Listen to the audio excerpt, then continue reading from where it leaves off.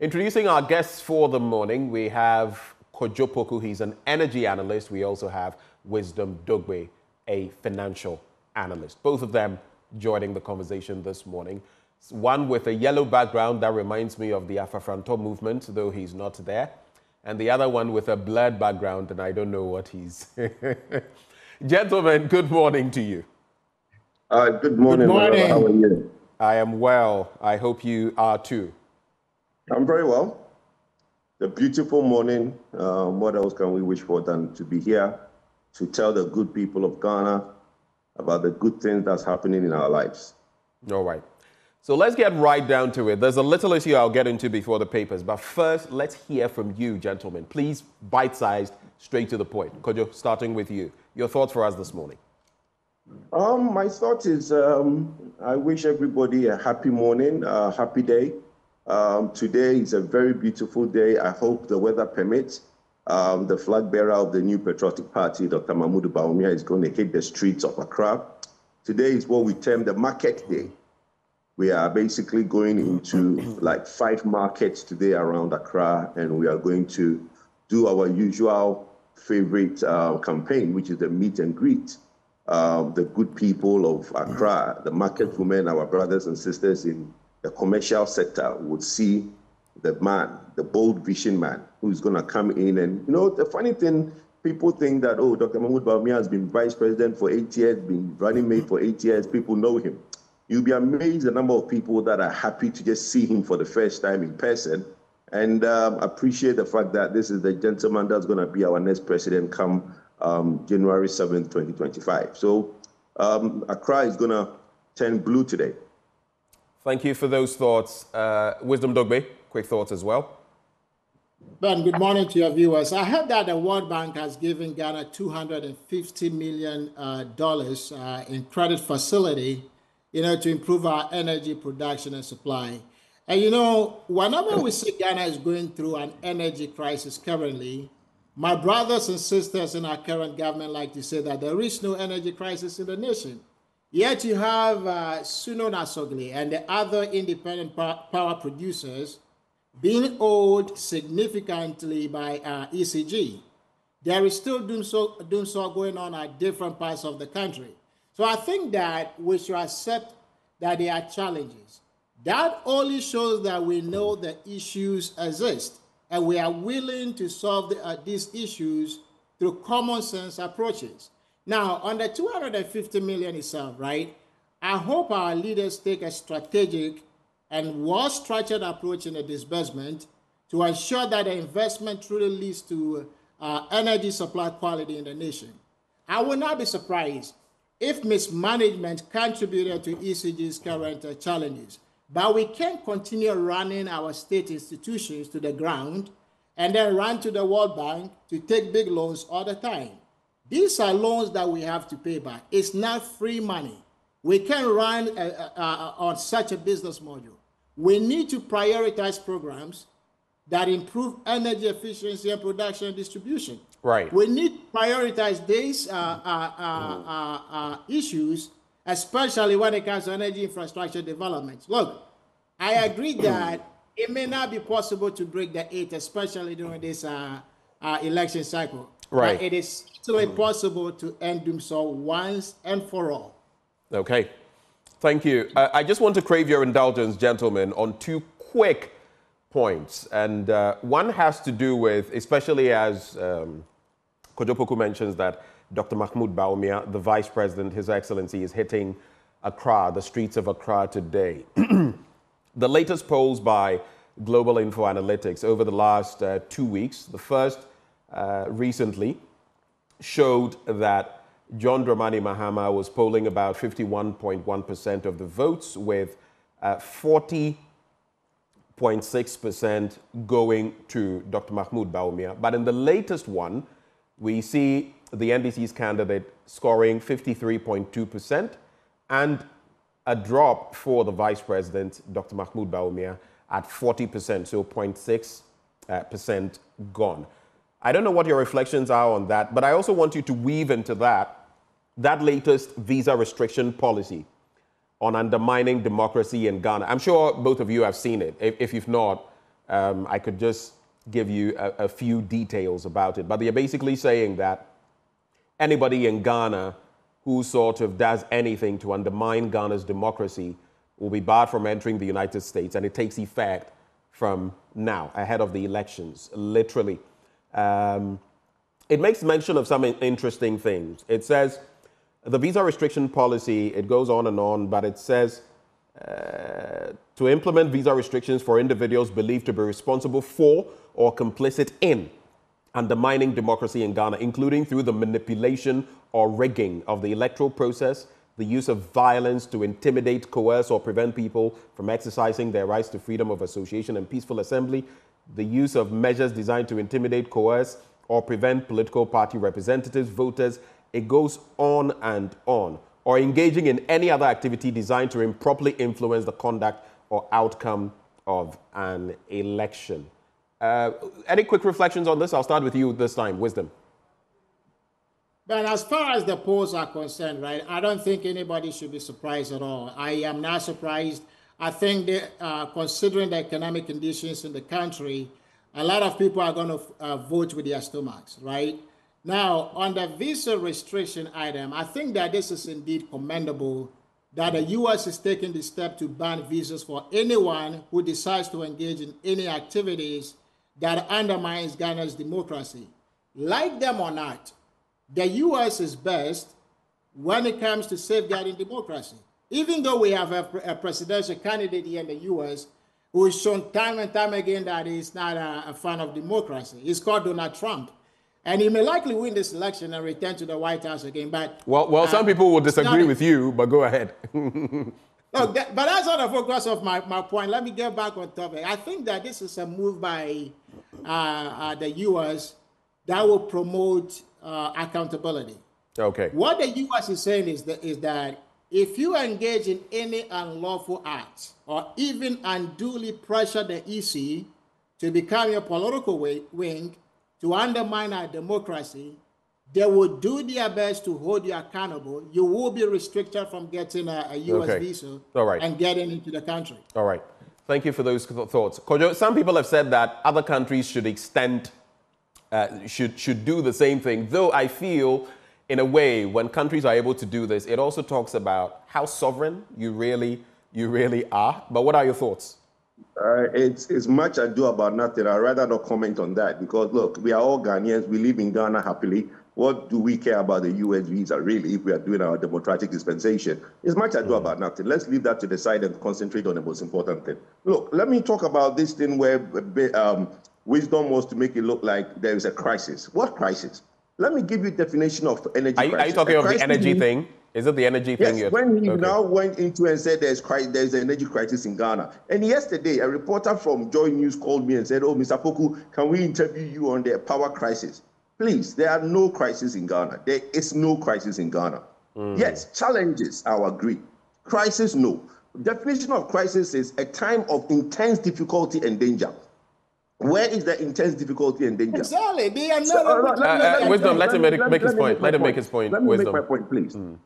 As at last week, Friday, I was in Kumasi, and I did see pockets of outages in Kumasi. And because we've kept everybody's light on so well, the minute I saw pockets of light, outages, I started making my calls to find out what was going on. Then I realized that, okay, ENI, one of the companies that gives us the gas, went into maintenance. And when they came back from maintenance, the amount of volumes that they normally give us is not what they are giving. I see. So that has also come to the attention of the government. And since Friday, because it was a weekend, since Friday, Saturday, Sunday, yesterday, there was an intense meeting to find out from ENI why their gas... Okay, so Kojo, for the sake of time, so what is the thrust of it? And I want you to also... You're talking about Kumasi in Accra. Ghanaians are going... I want to let Ghanaians understand, let not anybody tell them about crisis. So I'm just trying to educate and give the information. Okay, how about here in Accra? Let me finish, Ben. People think that it's sunny. Okay, you go ahead. Are you saying that Ghanaians don't need information? No, when you talk, go straight to the point. Sometimes you go on and you are not making your point. That's my problem. No, I am making my point. I'm giving Ghanaians the information why they've seen some pockets of outages. So ENI, there's a problem with ENI. Is that it? My brother, the information I'm giving, you are a Ghanaian, so it's partly for you. But people listening also want to hear it. So if you can let me make my point. Okay, people keep saying that it's indebted to Sonny Asogli. It is not indebted to Sonny Asogli. Asogli has shut down, we know. But Asogli has been shut down for 2 weeks, and the lights are on. So as of yesterday, the problem is being resolved, and I'm sure between now, from today, the volumes will come back in the pipeline from ENI, and people's lives will be restored. We want to apologize to anybody who's been affected with this couple of days of pockets of outages. The second point that we don't make that I need to make a point on is the polls. Look, before you get to the polls briefly, the Accra situation as well. I don't know whether you've been in and out of Accra, but for a month and a half at least, in many places in Accra, my place, I get power outages usually about twice a week. I have people from the Achimota area, from Spintex, from what's the name of this place? This lady's constituency, Dome, Kwabenya, and other places always saying every week there are about 2 or 3 power outages. In some places, okay. So in fact, hold for me, relax. Tantra Hills yesterday, power outage. The Accra situation, what is happening here? Well, that's the same thing I told you. So you don't listen to what I was saying. You're interjecting and now asking what's happening in Accra. Because you were specifying Kumasi. Let me ask my brother. You asked a question. Let me answer. Because the ENI gas volumes are low from Friday coming in. You are saying a month. If somebody's been having outages from a month back, the best thing they should do, contact ECG and find out what's happening in their area. It's as simple as that. But let me get into the posting. Look. If NDC is dreaming, if they're going to be paying Musa Dankwa to tell them that MPP will get 40%, in 92, when Rawlings got 178 seats, and everybody had their hand tied behind their back because Rawlings basically took over the 92 election, and the MPP got 32%. You are telling me that MPP is going to do only 8% better than the 92 election? Please, you guys are dreaming. Anybody who takes Musa Dankwa serious in this country will just basically have a diarrhea on the 8th of December. Okay. I'm sure that must have happened when he predicted the parliamentary and presidential primaries, both for the NDC and the MPP. You might want to go and check the details there and how close he was. So that was when I don't know, but and not being paid. Oh, okay. So now when it goes against a certain group, the person is being paid, right? Look, the gas samples only 10,000 All right, thank you. Let's move on. Let's move on. Let's get into the Ghanaian Times. Let's get into the Ghanaian Times newspaper. Interestingly, though, I see Wisdom. Hold, please. I see Yao Martin Dedume say, I can't repeat the first thing he writes, but he says, I live at Pokwase and I've been having lights out for the past 3 weeks, sometimes 2 days. All right, Wisdom. 10 seconds. Let's go. Ben, Kojo said crisis is a time of intense difficulty. And he went around to say that this is not a crisis when ECG is not able to pay the independent power producers. Gridco came out and say that again. Is that new? Kojo, he didn't interject. I didn't allow him to interject. Let him go. You actually making my point. Finish your point. It's not new. Because it's happened over and over again. Okay, so point made. Point made, Wisdom. Let's get into the papers. The Ghanaian Times newspaper. Renewed Bawku Chieftaincy conflict. 20 shot dead, many others injured. If you noticed on the Bolgatanga Waliwali Tamale stretch, it was a sad story and cars getting stopped and all of that. But I also can't wrap my mind around, because we know the stories, I may not get extensively into them. We already know why that other chief, the second chief, Seidu, was brought back, knowing the condition in town. But anyway, parliamentary impasse deepens as businessman files case against recall of parliament. Ayoko Boche receives tumultuous welcome home as she returns after successful election as new Commonwealth Secretary General. Government urged to invest in irrigation to boost all year-round farming, and the Ghana Health Service targets 2.6 million children for ongoing nationwide deworming. So quickly, I'm going to blaze through the stories, gentlemen. Stay with me. The renewed chieftaincy clash in the in Bawku, in the Upper East region, has left at least 20 people dead, while other victims suffered serious gunshot wounds.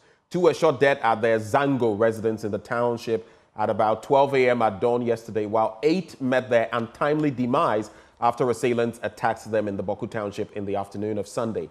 Similarly, 3 young men believed to be in their late 20s and early 30s who were on board a mini vehicle were accosted on the route close to the Bawku Technical Institute and were shot multiple times, leading to their instant death.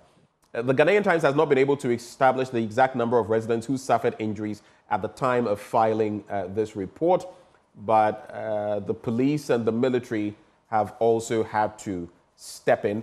A reprisal from an angry youth also mobilized and attacked houses in about 4 communities, resulting in 7 additional deaths. And then 4 Ghanaians get 26 years for smuggling 4.5 million pounds cannabis into the UK. But the Speaker of Parliament, Albansu Mana Kingsford Bagmin, has been re-elected as the chair of the Conference of Speakers and Presidents of Africa. No, that's not the story I wanted. That one is page 13.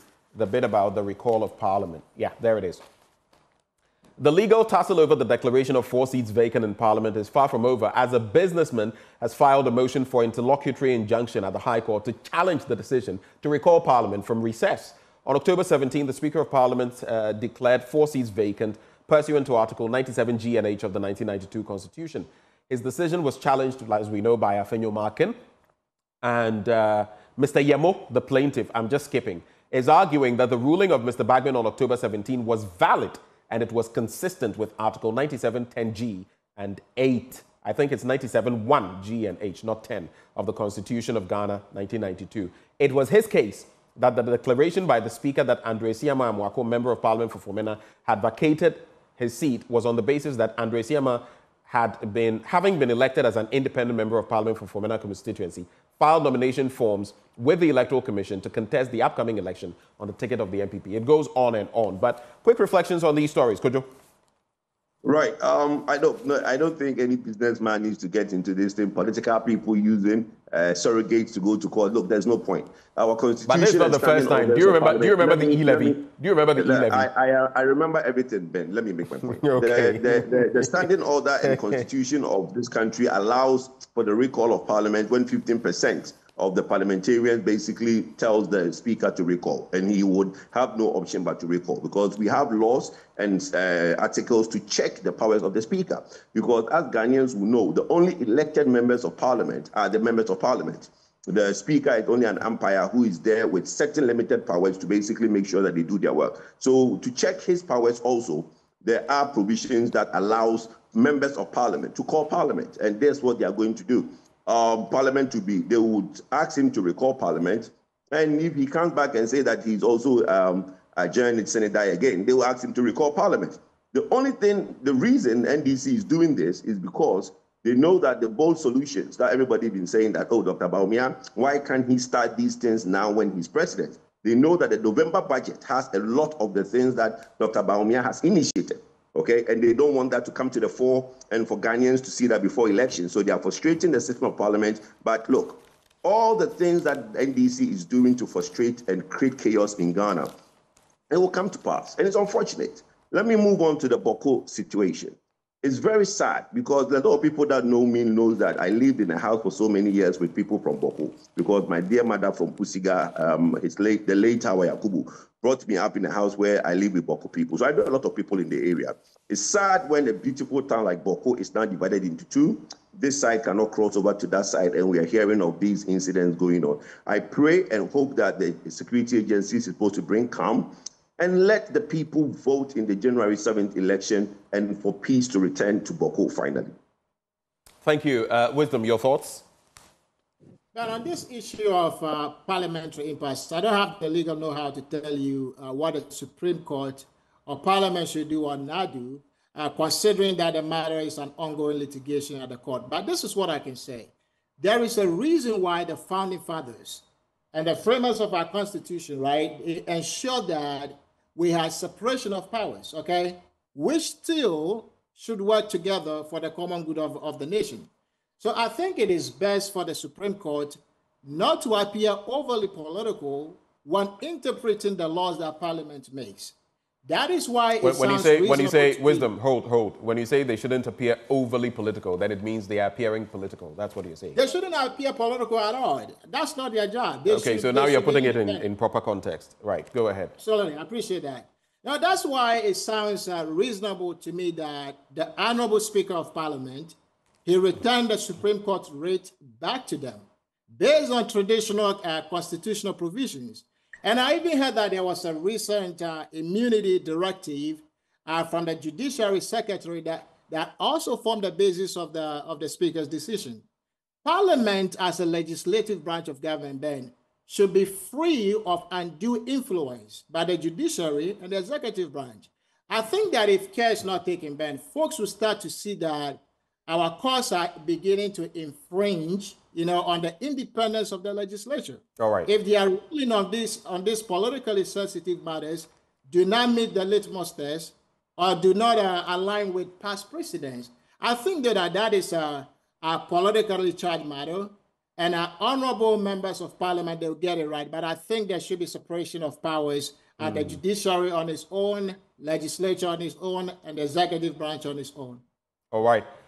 I just saw, though, just quickly going back to the energy situation, a statement dated today from the Institute for Energy Security saying Ghana faces renewed threat of power crisis at 560 megawatt Sunon Asogli power plant shuts down amid debt dispute. Just this morning in the news, we were doing the story in business about how there were claims that Dr. Amin Adam, the finance minister, was being hypocritical because they were negotiating and no one negotiates to incur losses, or it must be a win-win situation, according to Sunon Asogli. And just quoting this portion, the statement says, in case you are experiencing a low-key doomsday, be prepared to see an extended version of same due to government's reluctance to act decisively as far as the root cause is concerned. But I'll wrap with this story. Ayoko Boche, please, Kojo, hold for me, please. Ayoko Boche receives tumultuous welcome home as she returns after successful election as new Commonwealth Secretary General. Now, the Minister of Foreign Affairs and Regional Integration, Ms. Shirley Ayoko Boche, yesterday returned home to a tumultuous welcome at the Kotoka International Airport following her successful election as the new Secretary General of the Commonwealth. We welcome her back and we extend our congratulations to the Minister. Let's move on to other papers. Daily Guide newspaper. Oti chiefs declare support for Bawumia. I will make Commonwealth relevant, Ayoko Boche says so. Ashanti clergy embraces education reform.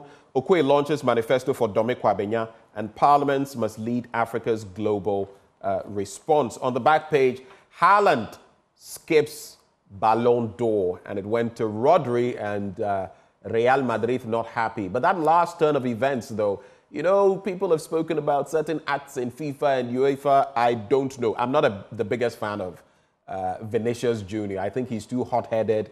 He's too full of himself in some regard and all of that. But what happened yesterday, I'm not so sure. Anyway, Zambia mourns 7 players killed in bus crash. And Man U sack Ten Hag. Van Nistelrooy takes over. Hopefully, he'll come and rude himself. Will show some rudeness positively to other teams. Anyway, so quickly, as far as those stories are concerned, I'll start from page 6. I think some of the other stories we've really delved into.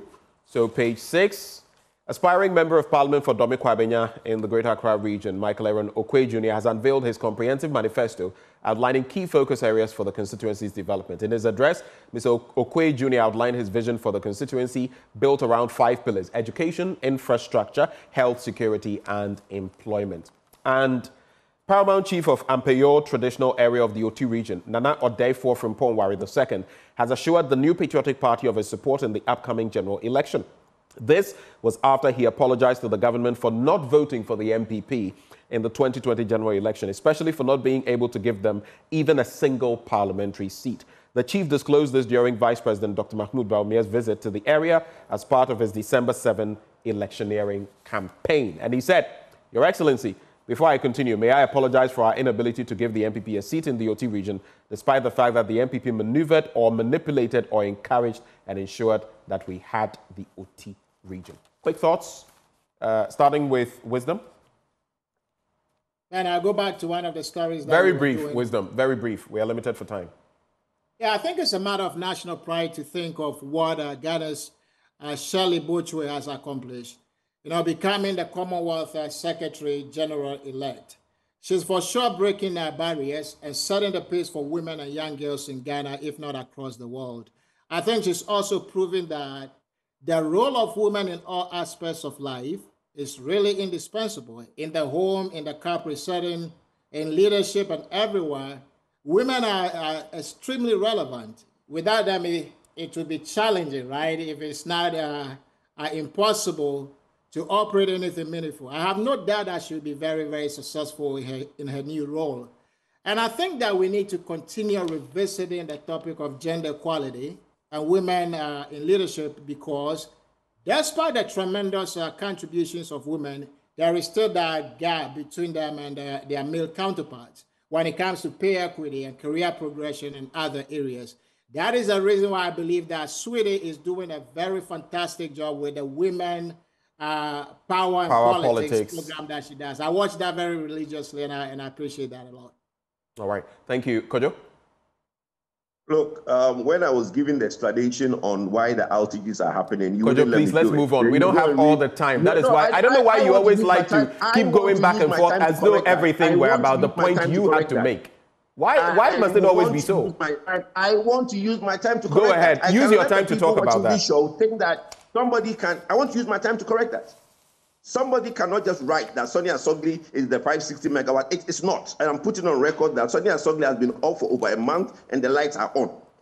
So nobody can write in the papers that the outage is because of Sonia Sogli's indebtedness. Now, when you come to the Supreme Court, as my brother now puts it, when you look at the situation that people think that the separation of powers, the Supreme Court has not said anything that legally is not binding. Stay of execution too is a problem today. It's amazing.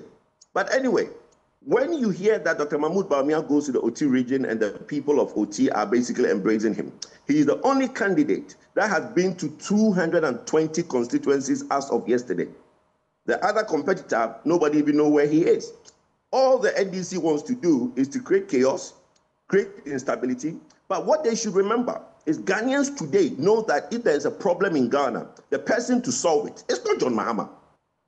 So they can create all the chaos and they can create all the information out there using all their propaganda machinery to create a certain misbelief that there is instability in the country, there is crisis, there is this. Ghanaians are of the view that if there is any such problem, Dr. Bawumia is the person to resolve that problem. All right. Thank you very much. Power now. You can't claim that somebody else is trying to cause chaos when your government is in power today. Are you trying to say that your government has no authority? Your government has no power to. Wisdom. Thank you. Let's wrap the conversation shortly. So, Economy Times: Ghana engages economic partners, calls for improved trans-African trade. Ghana others to experience budget shortfall in 2024. Fitch predicts. And ADB PLC now solid and robust, profits continue to soar. So the Ghana government officials at the 2024 annual meetings of the IMF and the World Bank Group in Washington, D.C. held separate meetings with bilateral partners to deepen economic cooperation. You can grab details of that story. But this one, upward trends in Ghana's interest payment, that is debt servicing costs due to its unsustainable debt levels, are expected to continue to exert upward pressure on government spending, Fitch Solutions has predicted. You can also grab details of that in the Economy Times newspaper. 15 seconds each, gentlemen. Final thoughts. Let's go. Wisdom, start with you. Ben, look, when it comes to our debt and I mean 15 seconds. Right. We've made some progress, right? But I always say this thing, the IMF assessment, it doesn't take into account what the average Ghanaian is going through. They should really take that into account, not just what our leaders go to tell them in Washington, D.C. People are still struggling. Our inflation is still high. People can't find jobs. There is unemployment everywhere. And so even though we keep making some progress, we need to be very, very realistic about this. Okay, there is still some work to be done for us to get out of the woods. Thank you, Wisdom. Kojo? Trade Solutions should read Dr. Bawumia's manifesto. When he talks about pressures on upward spending of government, you know that the solution going forward after January 7th, when Dr. Bawumia is president, is that he's going to cut expenditure by 3% of GDP, which is about 30 billion Ghana cedis of government expenditure being reduced and given to the private sector to take care of. So look, the best way forward, the one with the bold solution, is Dr. Mahmoud Bawumia, and I greet him this morning if he's listening. Thank you, gentlemen, for joining the conversation. Wisdom Dogbe is a financial analyst and Kojo Poku is an energy analyst. Both of them joined us for the news review this morning. Thank you. Have a wonderful day. And this is where I knock off briefly because sports is up next. Oh, yeah, if you were thinking Vinicius Jr. was winning the Ballon d'Or yesterday. Real Madrid boycotted the event and Rodri ran away with the ultimate prize. But before we get into sports, in a move to inspire environmental sustainability, combat climate change, and promote wildlife conservation through the powerful medium of film, Joy News, in partnership with the Climate Development Knowledge Network and the Green Film Festival, proudly presents the 2024 edition of the Green Film Festival. This year's festival, themed Stories Spark Change, will take place from Friday the 25th of October to Saturday the 26th of October 2024 at the Legon Botanical Gardens in Accra. Well, that has actually happened. Let's segue into sports now. We'll be right back.